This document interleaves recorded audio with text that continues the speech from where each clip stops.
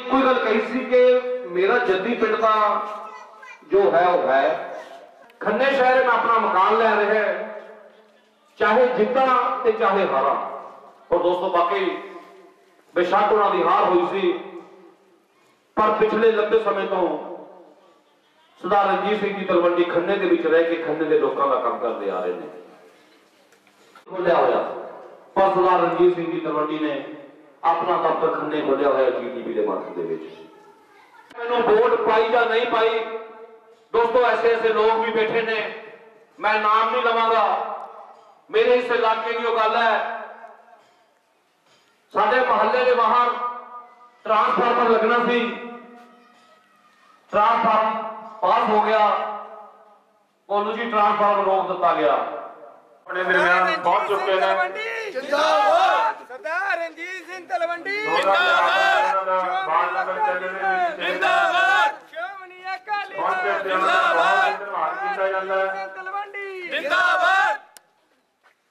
सो एक बार मैं फिर बेनती करता आप जी नूं, क्यों इस बार आपां तकड़ी दा बटन दबा के सरदार रणजीत सिंह तलवंडी भारतीय जनता पार्टी भारतीय जनता पार्टी श्रोमणी अकाली दल।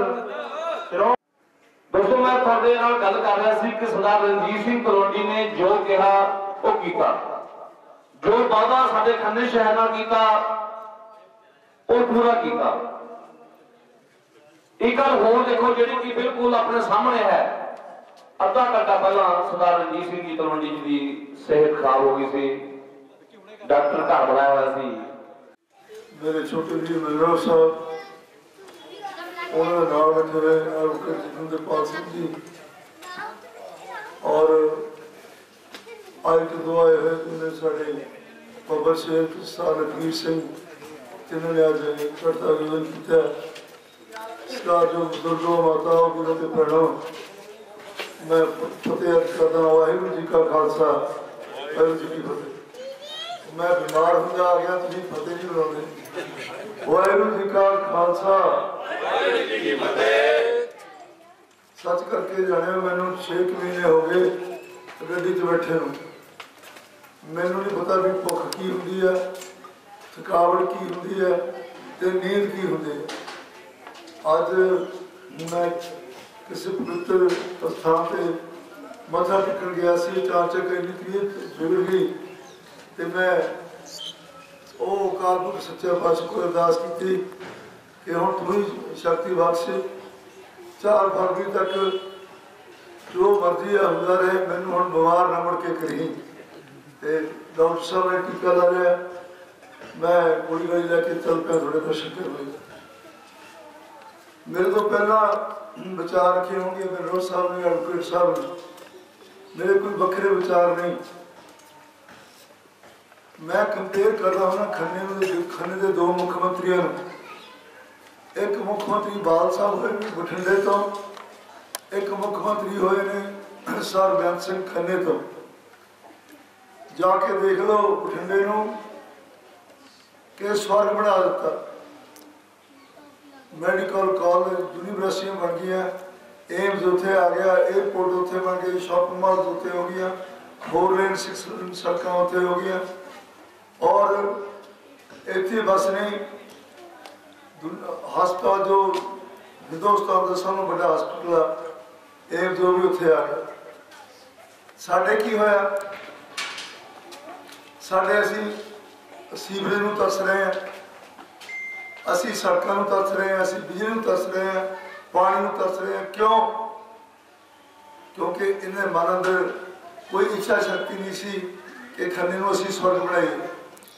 किसी भी स्टेट का मुख्यमंत्री तो बड़ा अहुदा नहीं होता, पर तुहाडा एक मुख्यमंत्री नहीं, तुहाडे शहर में तो 3 अहुदे बड़े तो बड़े रहे ने। कांग्रेस के प्रधान एक्साइज टैक्सेशन मंत्री दुल्लो साहब इत्थों दे, अडासी के मंत्री करम सिंह गिल इत्थों दे। कोई कांग्रेसी कोई बैठा सुनदा घरां च जां इकट्ठ विच कोई उठ के ये गल दस दे कि इन्होंने 50 साल में खन्ने में कोई इट भी लाई है। सब पुरानी म्यूनसिपल कमेटी लुधियाने की खन्ने की 1933 की लेकिन होया कि मैं तो आपकी गल्लां बाद च करूँगा कि जो मैं इत्थे आया सी मैनू दो चुनौतियां दित्तियां कि इत्थे कोई जित के नहीं रहा, इत्थे कोई हार के नहीं रहा। फिर कहा ना किसी ने इत्थे आपकी कोठी ली है ते ना दफ्तर बनाया, तो मैं थोड़े नाल वादा किया सी भरे इकट्ठ कि मैं जित के भी थोड़ा, मैं हार के भी थोड़ा, छड़ के नहीं पाया। और फिर इत्थे रहने तो बाद दफ्तर खोल लिया।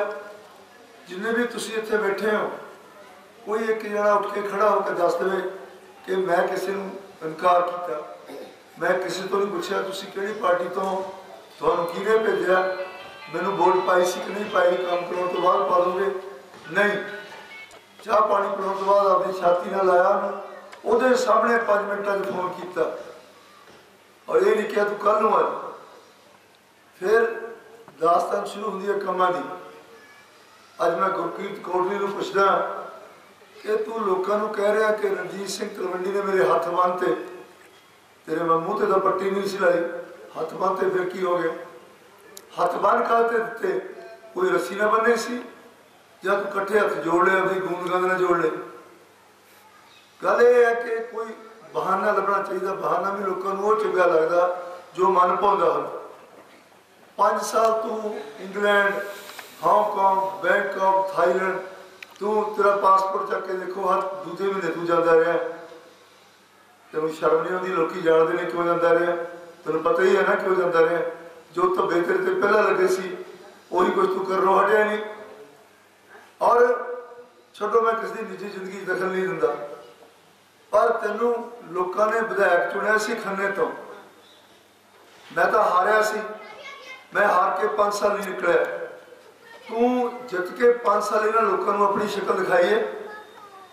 खन्ना का तू विधान सभा का मैंबर बन के गया, विधान सभा जाके तू कोई खन्ने लिए बाल साहब तो सरकार तो कोई मंग मनी है? मैं रिकॉर्ड कढ़ा के देखा 5 मिनट नहीं बोले, नींद पूरी करके सुच्चे मुँह ना वापस आ गया। मेरे वालद साहब 2 साल पहले चले गए। मेरा इन्हों वर्गे इकलौता बेटा सी जगतेश्वर, वो कहता सी पापा तेरी इलेक्शन मैं लड़नी है, पर की पता सी रब के घर की मंजूर है, मैंने वो भी छड़ के चले गए। ऐदों बड़ा कोई इम्तिहान किसी ते जिंदगी नहीं हो सकता। और मैं तो वो भी चल रहा तो भी थोड़े को नहीं भजया। अज मेरी कोई बेनती है, मैं तो पला गल फड़ के ही बेनती करता, मैं वोटा जरूर पा दो। जे हारिया हुआ MLA कुछ कर सकता, जे जिता के भेजोगे थोड़ा मैं वादा करता आप खन्ने स्वर्ग बना दें। और आप 17 तरीक को 10 बजे पेपर फाइल करने ने नॉमीनेशन के, वो हज़ारों ही तादाद का इकट्ठ होना, लीडरशिप भी इतने बैठी है।